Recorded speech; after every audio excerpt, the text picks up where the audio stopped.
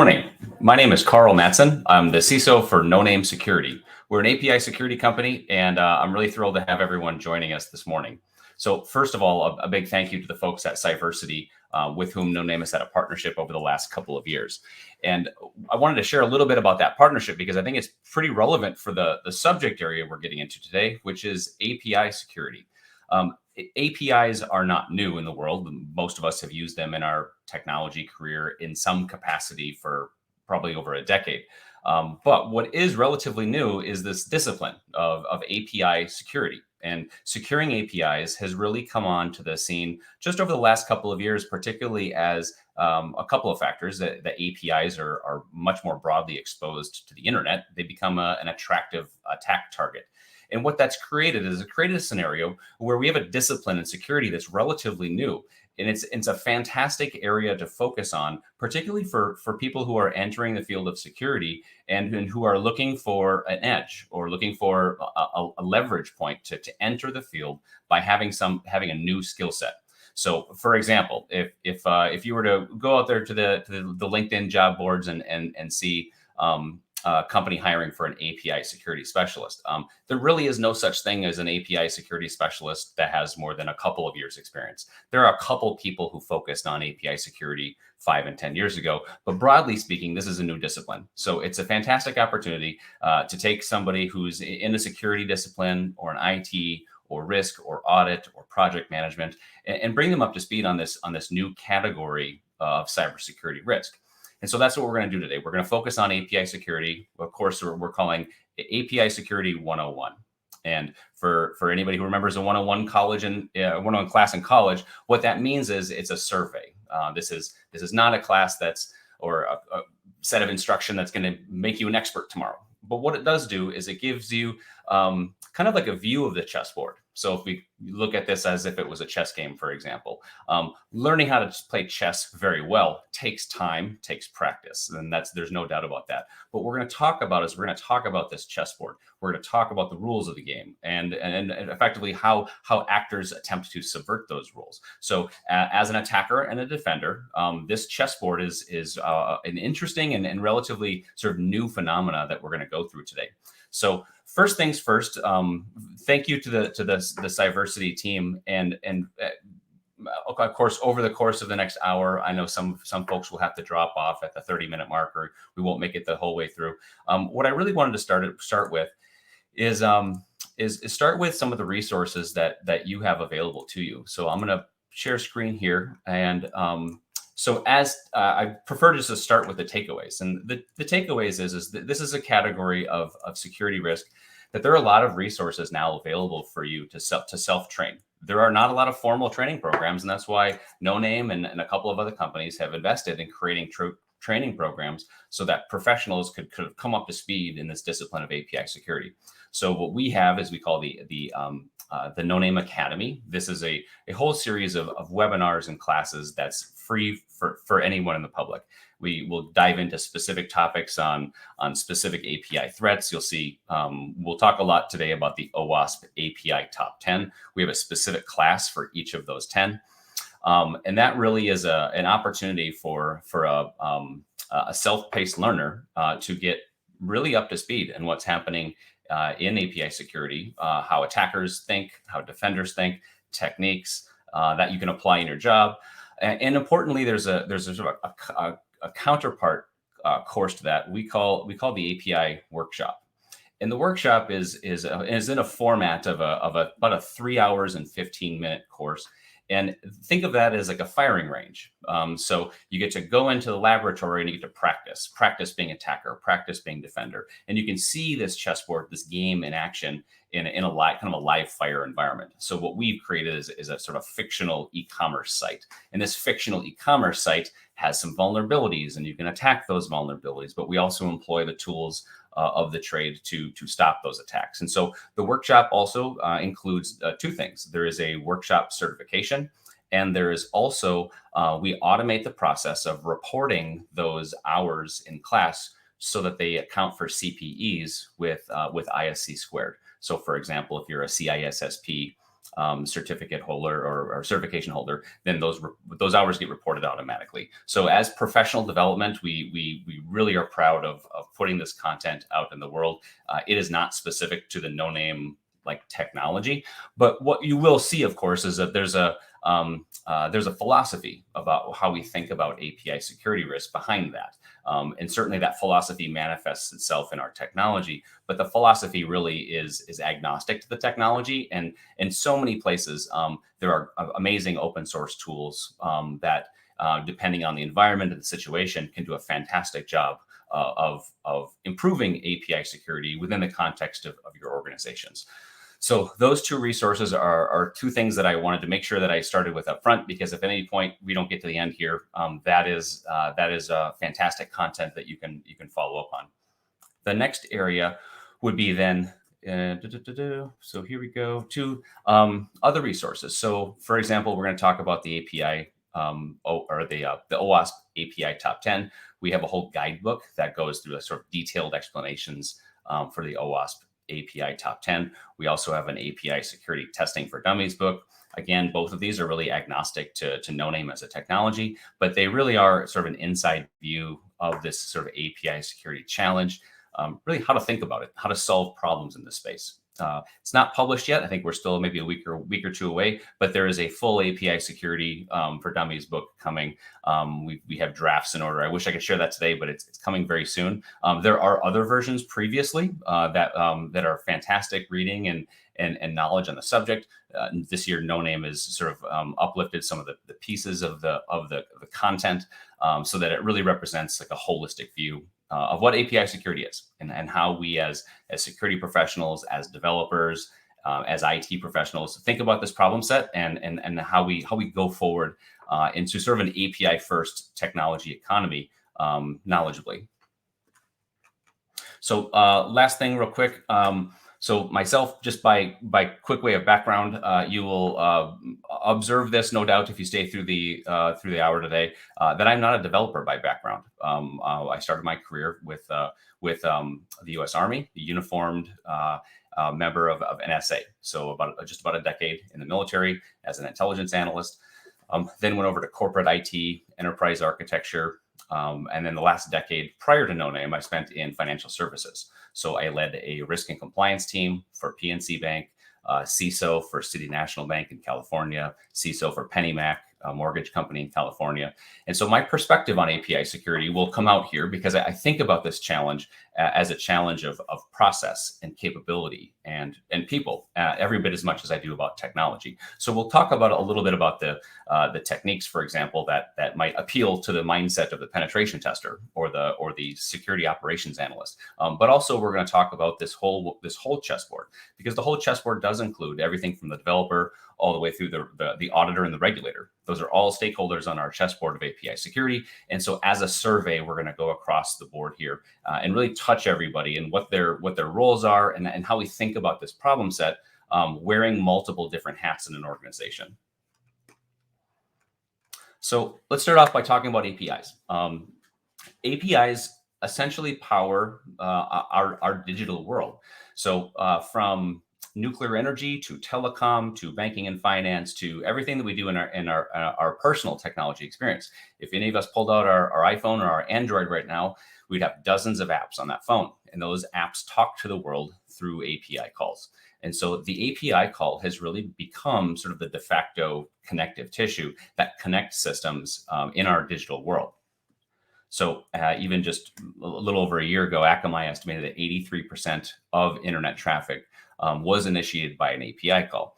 Now, think of, for example, a streaming service. You're watching video or a sporting event on TV that's through one of your apps.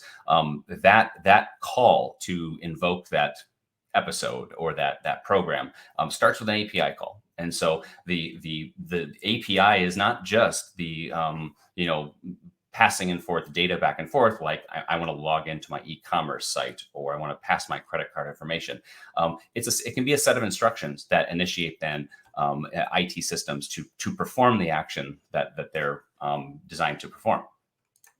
So the other part about APIs, which is I think very relevant, is that they continue to be the centerpiece of digital transformation. So in a COVID and post-COVID world, the move to public cloud, for example, and also the development of applications from monolithic applications to now microservices applications, that movement is still full steam ahead, and we're just really starting to see the scope of the use of the API. So, for example, in a public cloud infrastructure, all of the services of a public cloud that are like the management services, from containers to code repos, all the infrastructure as a service, all of those services are connect via API. Just as well in a microservices application. What that really means is decomposing applications into small, discrete units of functionality.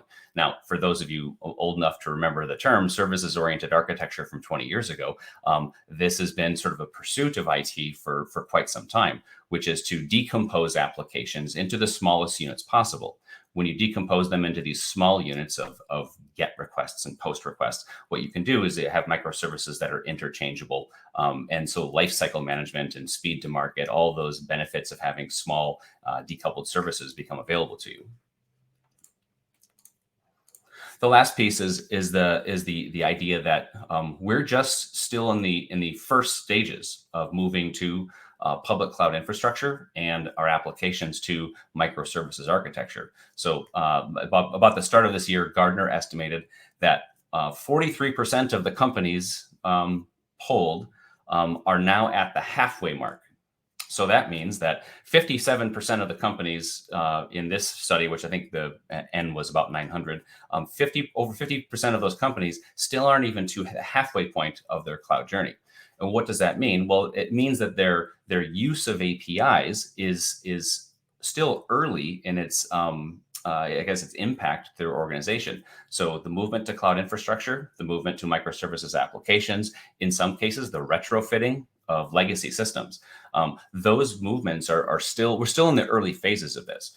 And so I'll talk about this a little bit as we go through, but that's why API security isn't necessarily it's not a thing that we do at a point in time. It's a competency. It's a competency that we as security professionals are going to need to grapple with over the course of the next decade. It is not foreseeable that the use of APIs becomes fewer. So, for example, if you look at your mobile application today, where you check your bank balance, probably that mobile app that you log into, you can check your bank balance, but you probably can also check a credit card balance, perhaps a mortgage, perhaps you can see your credit score. Perhaps you can see the value of your home from Zillow, or you can see other things where your banking mobile app is bringing together data from other systems to present you as the user with a better user experience. And so each of those elements of user experience that you as the consumer want to see more of create the demand for new API calls. So in the examples of like Twitter, like there's ads that are rendered. Well, what about the Facebook and having different currencies and wallets and video services? The more that consumers want their digital experience to improve, that will necessitate the move to API consumed data so that you as a consumer can have a better experience. So an API itself, let's talk about what an API is. An API is a relatively simple mechanism. It is an application programming interface, and it's a language or a methodology to take a system developed in one language and a system developed in another language that were never originally designed to talk to each other, and it gives them a way to talk together. An API creates interconnectivity and dialogue between two IT systems. The API itself is oftentimes quite simple. Let's talk about like what the elements are, at least from a basic perspective. APIs really are based on three things. There's a method, there's a host name, and a path. So, for example, if I have a GET request or a pull request, so I have an action. That action is a method. A host, which would be like the URL or the site, the addressable address of the application, and then a path. So where is the data or where is the service that I need to access to get or to post or to pull. The API call itself is rarely extremely verbose or complicated. And so that's the good news about APIs, is that they are usually relatively simple mechanisms to retrieve data, to post data, to delete data between one system and another system. So let's talk about how a modern environment for a second uses APIs, because this really influences how we secure the ecosystem. Let's go back to our mobile application experience, for example, where a user on a website or a mobile app, their traffic, their request to check a bank balance or to add shoes to shopping cart goes through a web application firewall. And that web application firewall enforces certain rules against denial of service or authentication. And that call goes to an API gateway. An API gateway, which talks to an API management plane. Sometimes this is sort of one platform, other times it's separate.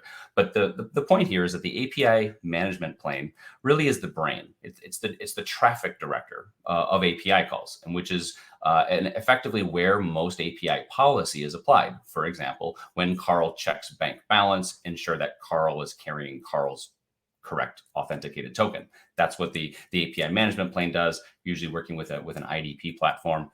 And so once I've been authenticated as a valid user and with a valid request, yes, he's allowed to check his bank balance, and we're going to give him access to Karl's bank account or other services there. Internal to the network, there are services like help desk, for example, or add to shopping cart, or loyalty and rewards programs. These are all applications that oftentimes run internal to a network that you and I, as a user, see the data resulting from that. For example, like my rewards balance on my airline rewards account. But in the back end, there's an application. Those applications also talk to each other, oftentimes in API calls. In this sort of services layer, you might have common shared services like a data service or a customer ID number service they're running in the background. And meanwhile, that's let's say that's in the fictional data center or in the internal network of the company. Then there's also backend APIs that talk to other services. Oftentimes, those are the services that are outside the organization. So, for example, if I've added my shoes to a shopping cart and there's I request expedited shipping, and now that request for expedited shipping goes out to UPS or FedEx or other things like that, where now I receive a tracking number back to me in my mobile app. That required an API call out to a third-party service. Just as well, payment services, Stripe, Square, PayPal, for example. I'm using these external services as a part of my user experience, and those are external to the companies whose app I'm actually using. Another one might be inventory services or advertising services, where the data is being pulled from a third party. So when you add it up, let's take the example of Karl shopping for shoes on a mobile commerce site. Me simply logging into the website and then finding the pair of shoes that I wish for in the right color, adding to cart, paying for that transaction, the shipping and receipt that I receive on the back end. The sequence of that transaction for me to then sort of achieve the objective of making the purchase required a whole ecosystem of IT systems to interconnect, all connected, almost all through APIs. So what that creates for us in this sort of microservices world is that the more customer demand there is to improve our user experience, the more that companies move infrastructure to cloud, the more that we continuously develop new functionality through continuous delivery methodologies and development, the design of our applications, the use of the public cloud, strict regulatory requirements. The explosion of quantity of APIs is remarkable. So organizations that we work with overwhelmingly have more APIs than they do employees. And so the quantity of APIs is breathtaking. So when we think about the way that API quantity explosion impacts us as a security team or as an IT team, yes, we can add to staff, but that we can't possibly add to staff at the same increment or the same ratio as we're adding APIs to the environment. And so this becomes a volumetric problem to solve for very quickly, which is to secure an API ecosystem that is volumetrically overwhelming. So I think the interesting thing about that is that the explosion of APIs in quantity will continue to increase regardless of things like how many employees the company has, or whether it's perhaps financially cutting spending 10%, raising spending 10%. The footprint of APIs is sort of right now going through sort of like a law of gravity, which is the APIs are exploding in their quantity of use. So what this creates is it creates a scenario for attackers where now there's gaps. If an organization is focused on securing, let's say its primary applications, let's say the APIs that are publicly facing, accessible through its mobile app, and publicly visible, we maybe penetration test those, or we code review those, and we really have diligence around these APIs. But in that organization, there might only be 10, 20, 50, 100 APIs. But the reality is there's thousands of APIs below the surface. And so attackers are finding that identifying those loose ends, shadow APIs, rogue APIs, misconfigured APIs, misconfigured such as public facing, even though it wasn't supposed to be. Those with that kind of volume we're talking about, attackers are finding it relatively simple to breach APIs or to compromise them, to get them to pull out data and to leak data that is not intended by the organization. The other part that's really important is to think about an organization that has 10,000 APIs.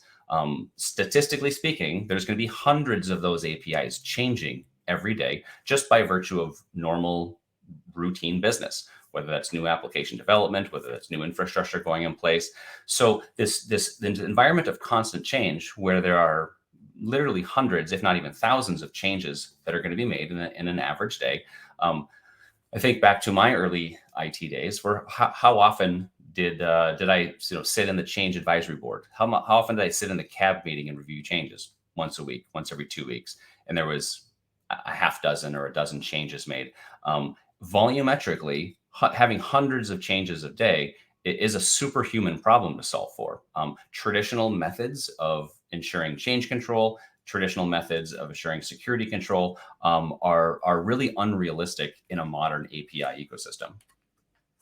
And so what we see companies virtually every day, or at least every week, getting publicly exposed for leaking data or for other types of cyber attackers who take advantage of an API.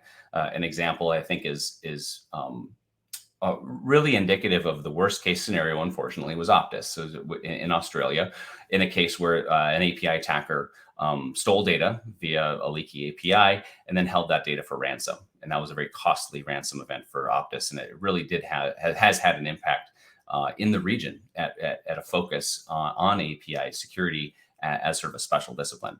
Now, whether that's crypto.com or Metabank, these are oftentimes organizations that have historically very sophisticated security programs. They're sophisticated capable security programs. And yet, despite their relative sophistication and capability, the loss of data or the loss of operational functionality through an API breach is real. And so that trend is continuing, the increase in API sort of centered data breaches. Something I share at various forums that I speak at is that if you look at the universe of data breaches or sort of significant cybersecurity events over the last year, I think you find what's true is that if you separate ransomware, where malware is used to hold data hostage for money, other than ransomware, which I think we all could generally agree is probably the biggest threat that we face is ransomware. Other than ransomware, virtually every kind of data breach today has an API involved. Now, sometimes the API is the problem, and that's what we're going to talk about here in API Security 101, which is where the API was designed or managed or configured poorly, where the API was the problem. Other times, the API is simply the getaway car for data. Where the API wasn't the problem, but there was another activity that occurred. There's a British Airways example from a couple of years ago where the attacker actually used an API to exfiltrate data. That wasn't the developer's fault. That was the attacker using an API as a getaway car. And so the API as sort of a discipline is something that I hope we all can agree on. We need to grapple with because the API is such a centerpiece. And in the case of Optus, we have the convergence of ransom and API security present in that case that I think of as the sort of the colonial pipeline moment for API security, which is the data leakage that resulted in a ransom event. So let's talk about why this challenge is so hard. I'm going to use a really basic example here for a second. We're going to talk a little bit about the OWASP API top 10. This is risk number one.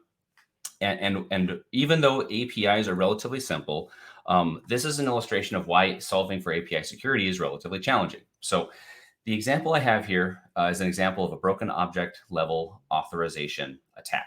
And this is really the only attack that we're going to go into in any level of detail. So if this is if you're a non-technical person listening today, don't worry. I won't go too much further than this. If you're highly technical, you might think that I'm overgeneralizing this a little bit. I'm trying to meet everybody right in the middle here. But let's say the example is I am Karl logging into my banking mobile application. This right here is the bearer token. This is a Java web token that I'm using. It's an authentication token. I have a user ID, and this user ID, Benjamin Olivia 25163. That's the user's login, and I'm requesting bank balance. And what I see as a successful call, which is how the system is supposed to work, is that in the body, I have retrieved the data of exactly the person whose data I'm supposed to see. So we see a match between the information requested. Does match the information provided back in the request. So it's the request and the response, and when we correlate the two, we can compare them, and we can say yes, that response, that payload of data, does contain the information that belongs to the bearer of the token, the authenticated user. What happens in a broken object level authorization attack is that I, Karl, a legitimate user, in the process of requesting my bank balance, I modified the request. So I changed the account number. Maybe I just added, I one-upped the account number that I'm requesting for. I sent that request through, and the result is that I now have Charlotte Amelia's data. And so what I've done is I've broken the authorization principle of this API, and now I'm retrieving data from the wrong user that I'm not authorized to see. So approximately 60% of all API data leakage is a result of compromising authentication and authorization. This is number one. This is the most commonly impactful API security risk, and this is sort of what data leakage is about. So let's say, for the sake of discussion, we're a bad actor and we are attempting to use authentic credentials that were stolen from the internet, log into a bank, and I attempt to manipulate the bank account record number, and I'm successful at retrieving someone else's bank balance. Well, then I'm going to proceed to try to pull as many different records as I can at a time. So request after request after request. And now I've got a catalog of data that I've stolen that belongs to somebody else. So this is a tricky problem to solve for, because if you take the example on the left, there's nothing wrong with that request. It's schematically, it's conformant. It's not overwhelming in volume. It's a single request. It is an authentic user with a legitimate token. So the typical security controls are going to allow that request through. It is only when we compare that request to its response in the payload where we can see that the authorization has been violated. And so that's what makes API security sort of challenging, is that so many of our API security risks are contextual to the business process or contextual to the developer's intention. And getting that right requires us not just to look at the inbound, but it also requires us to look at the outbound and correlate the payload between the two. An easy example of this also is what we call like a sequencing violation, which I'm going to go back to my Karl's shopping on a website cart for shoes example, which is that as I log in, I add my shoes to cart, I check out, and it turns out that my credit card is expired. So I update the credit card information and the expiry date, CVV code, and I submit and I check out. All of those things happened exactly according to plan. But an hour later, let's say a day later, Next day later, the authenticated user Karl with the Java Web Token, the right token, comes in, and without even logging in, without adding shoes to cart, without doing anything, the first request that he sends is to change shipping address.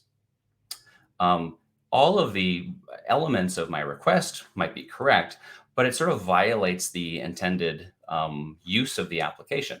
Because if you ask the developer of that application, they say, no, no, no, no. A person has to log in first before they can change their shipping address. Well, in this case, I've bypassed that. I've gone right to the API call that I'm targeting, and I have a violation of sort of basic sequence. We call that a behavioral violation. The normal user behavior is violated, even though the call itself may be schematically compliant. There might be a proper authentication. And so there are instances here where we have to understand the context of how the application is being used in order to model out adversarial behavior. So let's talk about this example again of BOLA. So almost every API security risk you can think of is solvable for at different points in an API's lifecycle. For example, did we adequately test that this BOLA attack where this API was vulnerable to a BOLA attack? Let's just assume for the sake of discussion that the security team and the IT team knew about this API's presence, but there are also APIs that are shadow and rogue as well. The posture of the API, did the source code adhere to a design standard? Do we know, for example, right now, if we have APIs that were developed 3 years ago, and we've developed a new standard since then, which APIs running in production no longer meet that standard? That's something that we can do by looking at the posture of our production environment today. The API gateway.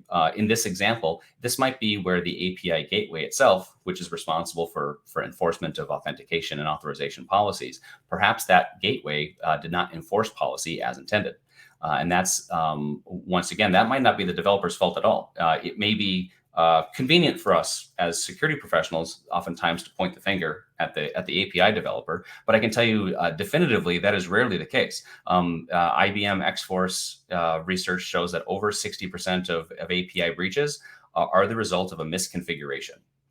Misconfiguration at the network level, or the gateway, or the administrative plane. Oftentimes, the API was developed with good intent, but when that API was deployed, it was not deployed with the sort of the proper control environment constraints that enforce the policy.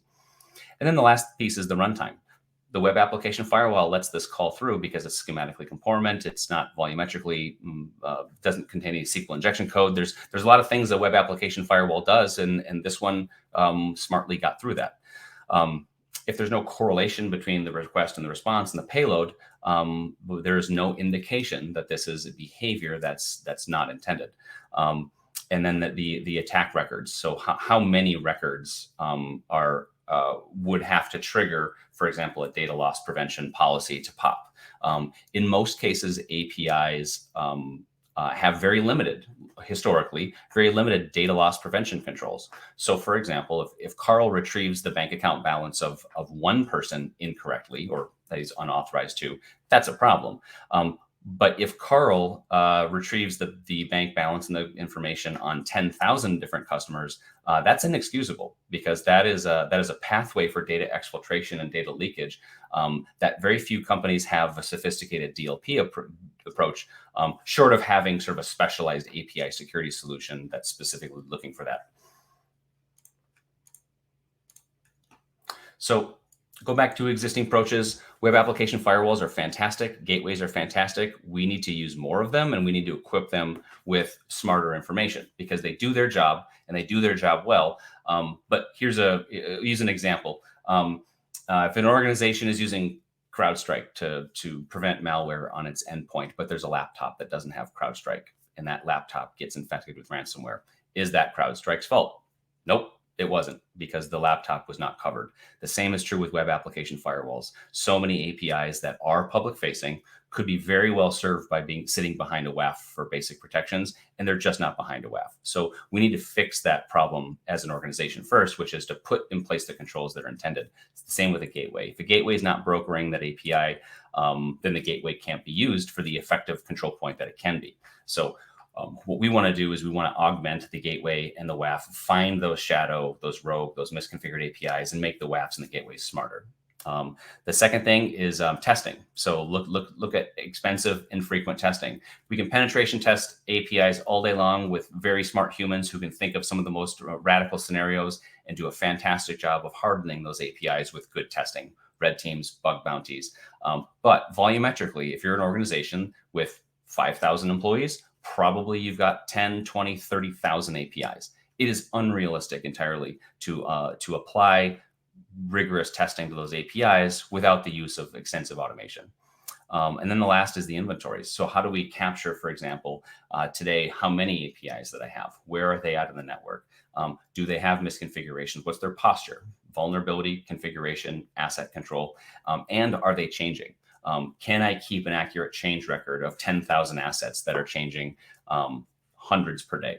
So existing approaches have some limitations in the things that they do, like payload correlation, and also the scale and the quantity of APIs makes this a superhuman problem to solve for. The best change management process in the world, if done manually, is not going to be effective at keeping up with the pace of APIs. So I want to take a couple examples here, and just in the interest of time, I showed an OWASP API top 10 guide earlier in the presentation. The OWASP API top 10 there's a 2019 version, which I'm using right here. There is a new 2023 version that's out a few weeks ago. So first of all, my apologies. There's a couple of language updates in the new version, and I don't have that as part of my deck. But I think in spirit, we're going to talk about a couple of things here that is very relevant. So the API security top 10 is really the 10 worst things that can go wrong with an API. And so we talked a little bit about broken object authentication in that example. And what we find is that across the top 10, your controls of a web application and a gateway are useful, but they're partial if they're not used, or they're minimal if they don't do correlation of payload. They are effective at doing certain things, but if we're asking them to secure all of our API footprint in its entirety across all the API top 10, we're not going to do well. So what this means, for example, in BOLA, I'm going to go back to this one right here. BOLA, vulnerable attacker. This is the example I showed you where the vulnerable APIs allow the attacker to access data they shouldn't. I saw someone else's bank account because I manipulated the request. It's a very common issue. It's the most common root cause for so many of the public data leakage events that we have today. And the reason I wanted to call this one out is because, once again, how do we find it and fix it? Well, we need to look at the posture, which is, for my APIs, do I know which ones are trafficking in the data? Do I know which ones are vulnerable or misconfigured? That's a question that we need to answer as security professionals. It is also a question for, at runtime, can I detect when someone is attempting to misuse that API?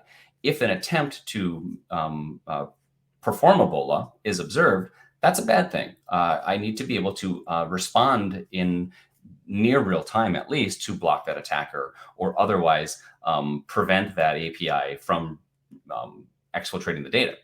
The third thing is testing. So am I testing adequately this API prior to its move into production, whether it's susceptible to the BOLA attack? And so the reason I think this is so important is that all marketing aside, protecting against the OWASP API top 10 never happens at a point in time, and it never happens at one layer. We have to look at all of these 10 risks, and there are more, of course, but let's just focus on the 10. We have to look at these risks during the development. We have to look at them in production, like continuous, and we have to look at them at runtime. We have to have testing cycles that are a continuous feedback loop, because preventing one sophisticated attack at a web application firewall, fantastic. What if the next API coming out of the development team is not protected by the WAF? Or what if the next runtime attacker has found a new vulnerability? Can we de-risk the environment before it's too late? So I want to go back to this, which is really the kind of the theme of today, which is to look at the API as an asset. And every asset has a life cycle. If we were, for example, protecting our end user workstations against ransomware, we would inventory and discover how many assets do we have. We have to do that for APIs. We have to discover and locate them. We have to understand, for example, as part of that discovery, what data is being trafficked via those APIs. So, for example, do I have a definitive sort of list of the number of APIs that are public facing? How about the number of APIs that are serving up credit card data? How about the number of APIs that are serving up PII, sensitive data for your customers or your employees? Having an inventory, a baseline of exactly what we have. Posture then is assessing that API footprint for risk, assessing it for vulnerabilities, assessing it for misconfigurations, assessing it for policy compliance. So, for example, posture includes, for example, if you're a company that has GDPR requirements, do I meet those GDPR requirements by keeping certain data elements resident only in Europe or only in that jurisdiction? That's part of posture. I may have a misconfigured API or a vulnerable API, but I also may be having an API that does something that's strictly against policy and I didn't know about it. So it's assessing risk for the API footprint. The third is then runtime. It's identifying the instances where misuse or violation is in progress, so that we can interdict with it. That could include things like sort of inline or near real-time blocking activities, or it could include things just sort of like investigative in nature. I may have a vulnerability that looks unusual, but it's not really a sensitive data problem. It looks like it's simply like a spike in utilization. Okay, that may be something that I need to investigate with my developer team, the API, the product owner, to see whether that is normal expected behavior. It may be something as simple, which we encounter all the time, which is that the API changed yesterday. And today that API is behaving very differently. And it may be behaving very differently exactly as the developers and the product teams intended. But when the security team sees it, we are now seeing something very different happen. And we need to understand, is that misuse, is it attack, or is it expected behavior? And then the last thing is the testing. We do need to equip our developers with proper dynamic interactive testing. So if you think back to that BOLA example I used, the developer of that API, if they're not able to test interactively with request and response, with data, and it's more of a sophisticated approach, the developer's hands are tied at making sure that API is sort of locked down. So we have to give developers, we have to give them more robust security tools so that they can test their APIs during the course of their development. That BOLA example is absolutely one that a reputable pen tester is going to find. Most of the time, that pen testing that you bring in a third-party firm, or you've got the really smart pen tester in your team, they're going to find that vulnerability. But how much more effort would it take to pen test 10,000 APIs? What about 50,000 APIs? We have to automate as much as we can the testing cycle and save our humans for those sort of specific crown jewels, because we have to leverage automation to scale testing across the board. Let's go here for a second. We talked about BOLA. Let me give you one more example here. There's the book, nonamesecurity.com/API top 10. The link is in the first slide. I wanted to give you one example, though, of rate limiting, because this is a great example also of where testing, posture, runtime analysis is tough for APIs. So an easy example of this is Karl logs into his mobile application to check his bank balance. Is it okay that Karl logs in 10 times per day? Probably. He might be, that might just be Karl being weird or nervous or something. He's unusual, but 10 times is, what about 10,000 times?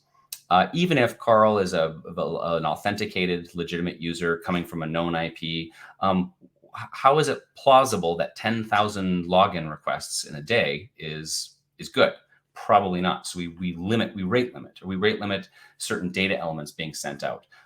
If you're on Twitter today, you are rate limited to, I think it's 250 or 300 tweets per day. Because if you're tweeting 10,000 times per day, you're probably a bot. That's true. So we apply rate limits. But rate limiting is not typically applied by the developer in the API. It's applied at the infrastructure layer. So it might be a web application firewall or an API gateway where the rate limit is set to prohibit then the excess rate to occur. So how do we diagnose that? Well, we have to look at traffic flows, and we have to look at the configuration of the infrastructure, because it's at the infrastructure layer at the network where rate limiting is applied, and that rate limiting is often very commonly abused because the developer, if you ask them, would know that it's not okay that Karl logs in 10,000 times. But when that API is deployed, was a rate limit applied to it? And so we can test that. We can diagnose that in advance. That's part of posture. It's not just about the API. It's about the infrastructure and the context in which that API is deployed. And does it have the protective controls? Rate limiting is a great example of a protective control. It's very important for APIs. It's the fourth on the top 10 list. And yet it's really at the infrastructure layer where that's solvable. We assess the posture of the infrastructure layer, of the gateway, of the WAF. We look at the policy that's being applied. At runtime, we measure and we see if there are deviations from that. At testing, how does a developer test whether rate limiting is applied? Well, we have to have a testing ecosystem that represents reality. It has to represent the environment that they're going into. Or if we can't, then we need to know that in advance so that when we put that API into production, we can immediately test it to make sure that that's the kind of vulnerability that's not present. So that's there's 10 of these, and again, there is a brand new published version of the OWASP API top 10 for 2023. There's a couple of little tweaks to it, and the link that I provided here earlier is the 2023 version of that. You'll see, I think, thematically a lot of the same things appearing, but with a little bit of terminology change here over the last couple of years. The last thing I wanted to run into, to cover with you, is for those of you, please pardon my mouse click here. So thank you. Particularly for people who maybe who haven't come from a developer background or security operations, pen testing background, thinking about API security as a competency is important because, like any field of cybersecurity and our field overall, it takes so many different perspectives to sort of achieve success. It takes project managers, it takes auditors, it takes policymakers, it takes infrastructure and IT services teams. And so sort of as a thought I wanted to leave you with is a model that we created, which we think of as a companion to the OWASP top 10 for APIs. The OWASP top 10 for APIs is, I think of them as like the 10 things that can go wrong. And they're absolutely right. These are the things that can go wrong in APIs. So what we've created is we've created the API top 20. That's the 20 things that we have control of that we can do as an organization to protect and defend our APIs. So what we've done is we've decomposed the what does the good guy do question down into these sort of 5 categories. And those of you who are familiar with frameworks like NIST CSF or OWASP SAM are going to find this pretty familiar territory, which is for us to defend ourselves and defend our APIs. We have planning, development, testing, operations, and protection missions to accomplish.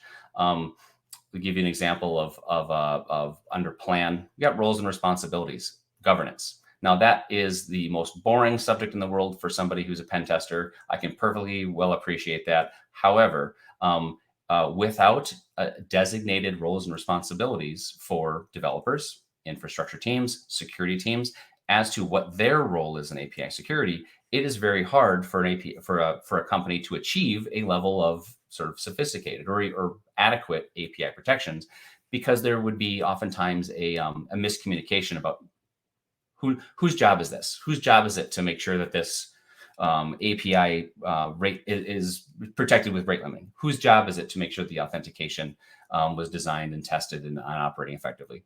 So we've developed this model around 20 controls.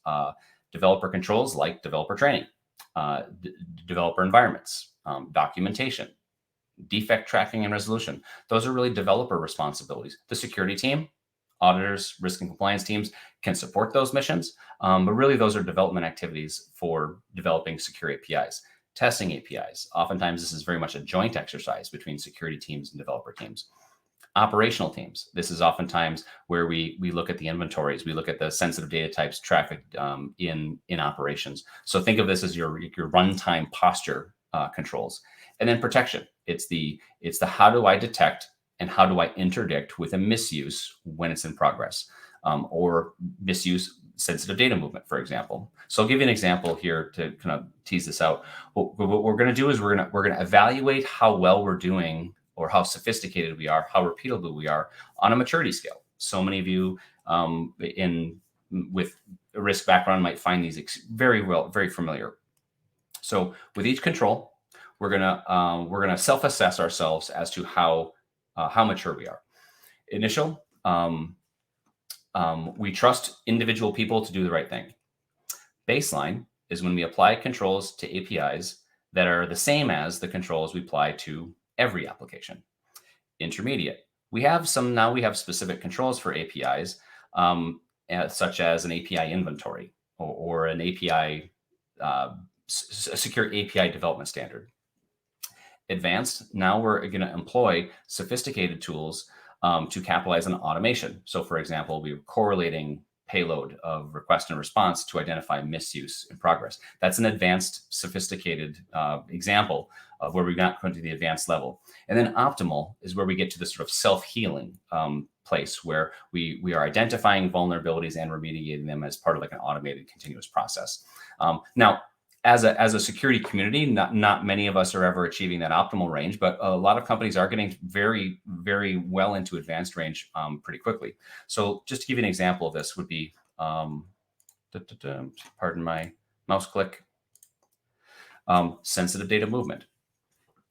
If we have initial sensitive data movement controls via API, we're just trusting developers and security teams to notice. Maybe they do, maybe they don't. Baseline, we're applying all of our regular DLP controls to cover APIs, but they're probably not going to work.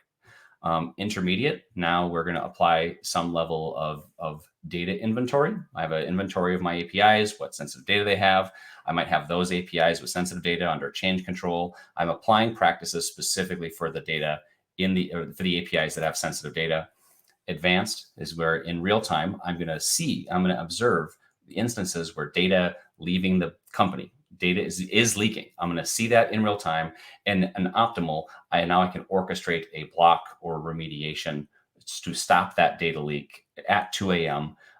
It's going to alert the SOC, but the SOC has the benefit of having automation in place that prevents that data leak from emerging into a major news story. So with each of the 20 controls, there's sort of a method to evaluating maturity.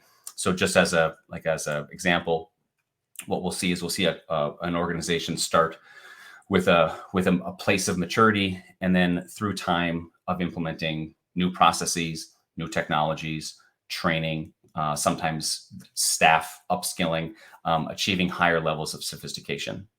And so this is what the model is all about. And I think for several folks who come from any variety of backgrounds that's not security, if you're joining us today, this is probably a model that is familiar, whether it's from project management and risk and audit. These are diagnostic tools that we can use to assess ourselves and the health and the maturity of a program. And so this is a really important piece of API security, because it really demonstrates for us that there is a full life cycle of an API. Controls happen starting with who's responsible all the way through at 2 a.m. In the SOC when that red light goes off and we see an instance of data that is attempting to be stolen.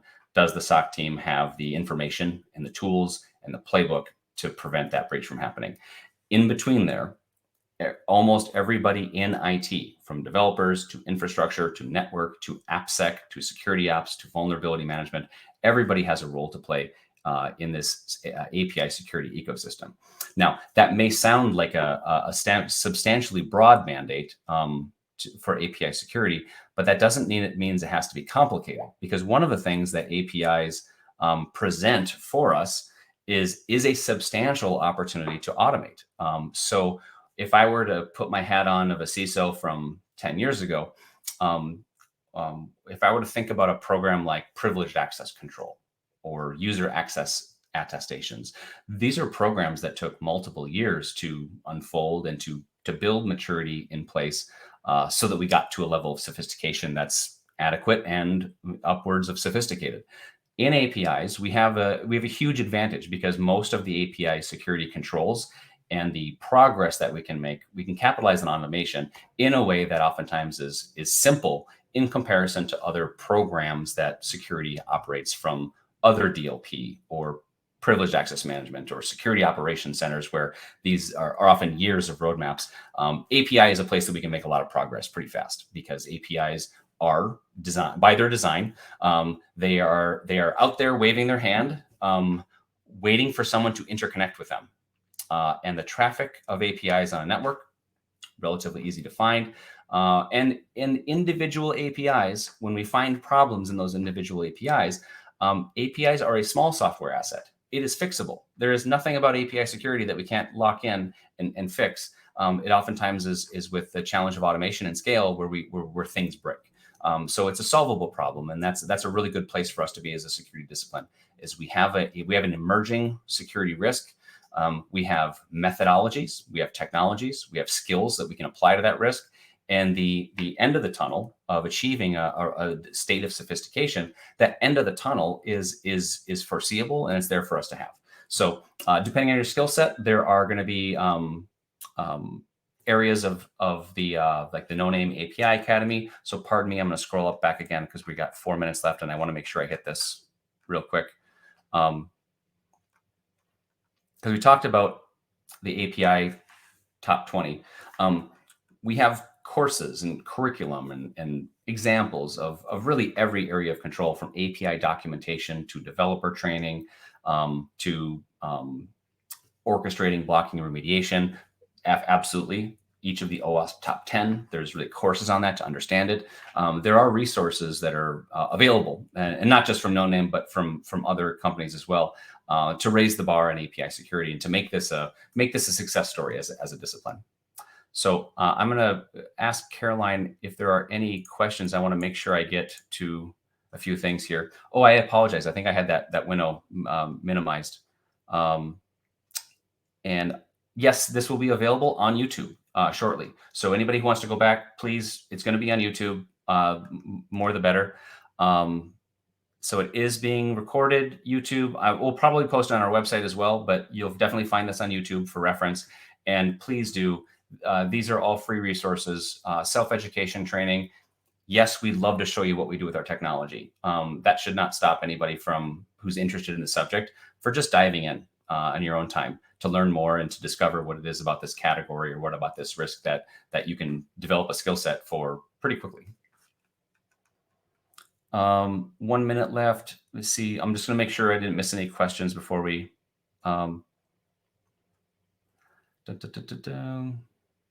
Last note, my commercial for Cyversity. Just so thrilled that we got to partner with Cyversity on this and other programs. The Orlando conference is coming up. Caroline, I'm going to put you on the spot. What's the date again? It's about a month away. And is it November 16, 17? Please, my apologies, I forget the exact date. But Cyversity has this annual conference coming up in Orlando. We'd love to, the more people that are participating in this program, the better. More content that companies can provide for certifications and training and mentorship. Upskilling in the community is so important. We're just thrilled to support this. Oh, and I'm wrong. It's October 29th through the 31st. So it's 2 weeks away. I really would love to see folks in Orlando at the Cyversity conference. And we're at time. So I can't thank you enough for those of you who stuck around. And thank you, Caroline, for putting all this together today. And thank you to the Cyversity team.